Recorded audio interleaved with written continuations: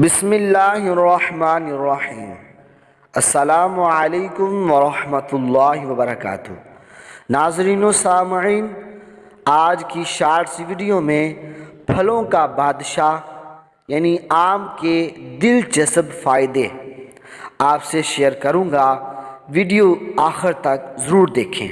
Number 1، آم کا استعمال کھانا کھانے کے بعد کیا جائے تو یہ مردانہ و زنانہ طاقت میں بے پناہ اضافہ کرتا ہے۔ نمبر 2، آم نیا خون بناتا ہے۔ آم آنتوں کو قوت دیتا، معدے، گردے، مثانے اور اعصاب کو طاقت بخشتا ہے۔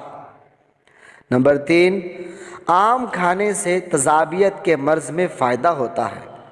نمبر 4، جس کو نیند نہ آتی ہو وہ ایک آم کھا کر ٹھنڈا دودھ پی لے، انشاءاللہ عز و جل نیند آ جائے گی۔ آم کا استعمال کینسر والوں اور دل کے مریضوں کے لیے فائدہ مند ہے۔ آم کھانے سے موٹاپا آتا ہے۔ آم قبض دور کرتا ہے۔ آم کھانے کے بعد دودھ یا دودھ کی لسی یعنی دودھ ملا پانی یا تھوڑے سے جامن کھا لینے سے اس کی گرمی دور ہو جاتی ہے۔